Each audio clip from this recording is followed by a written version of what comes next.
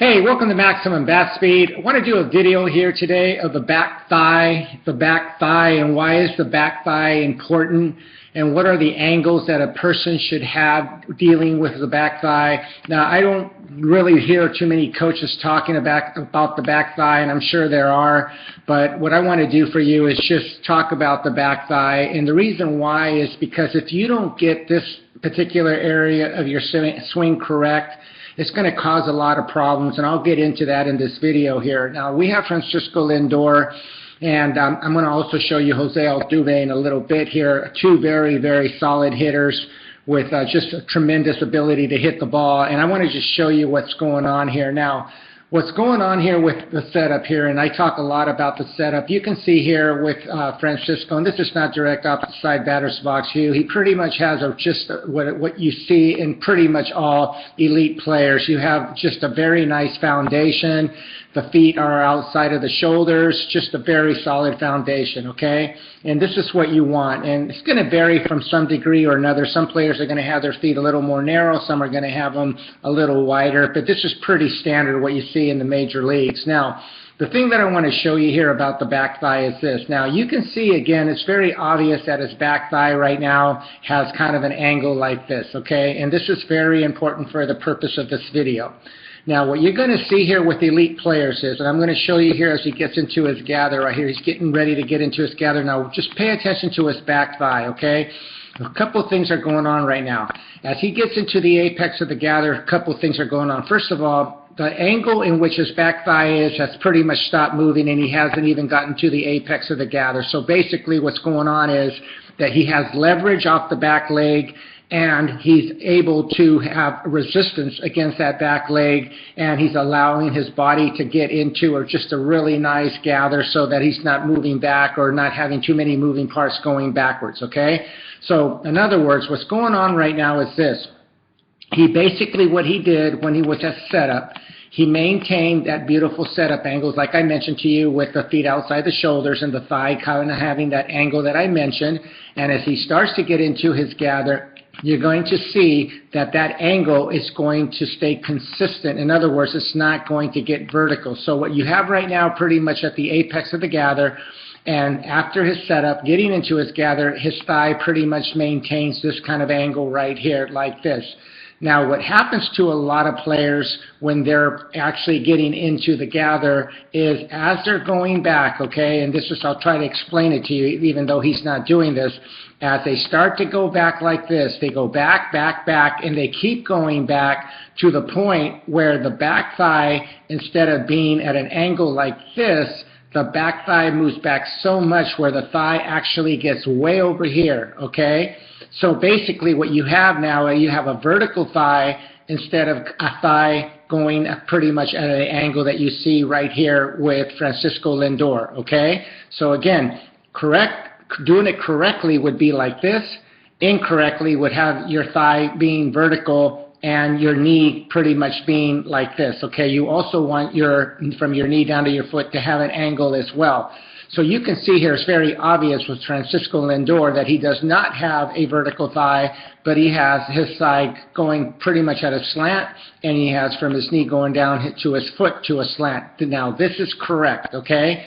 Now, I'm going to show you Jose Altuve right here. Now, Jose Altuve here has more of a narrow stance, but he, even though he has a little less narrow than Francisco Lindor, he still has his feet outside of his shoulders. But even though his stance is kind of narrow, he still has that same kind of a look like this, okay, where there's kind of a slant, and there's kind of a slant from the knee going down to the foot. In other words, he does not have a vertical thigh. So watch what's going on with him. As he starts to get into his swing, okay, as he gets into his gather, watch what's going on right now. You notice that his knee, his thigh, has stopped moving. His thigh has stopped moving, but yet, as he gets to the apex of the gather, he also, like Lindor, has maintained this angle like this, and from the knee going down, he still has an angle like that, okay? So in other words, just like I mentioned with Lindor, And what you want to see in your swing, okay? You want to see your thigh like this at the apex of the gather. You do not want to have it like this. When you do this, it ends up causing you to have too many extra frames going back. This is why players in the major leagues, if you watch them, you're going to see this is very consistent with what you see with Altuve, what you see with Lindor, you see it with Carlos Correa, you see it with just player after player after player. The reason why is when you start doing this kind of a thing with your thigh, basically what happens is you're now adding extra frames to your swing. So instead of your swing starting to move forward, and I'll show you this right now, watch what's going on right now. As he gets right there, you can already see that his body at the apex of the gather, it's already slightly starting to move forward. Now, when players do not do this, what Jose Altuve is doing and what I showed you with Francisco Lindor, and I'll go back to Francisco Lindor in a second, what the tendency is when players end up having this kind of a look like this with their thigh instead of like this with their thigh, they end up again adding too many frames going back. And now think about it. Now you're going to add extra frames going forward, and the body has a tendency of kind of jumping up because your thigh, instead of moving kind of like in this angle what you see with Altuve where the body's kind of working kind of in a slight downhill manner, it kind of tends to work more in a slightly uphill, and then it starts to work down, again adding extra frames to your swing.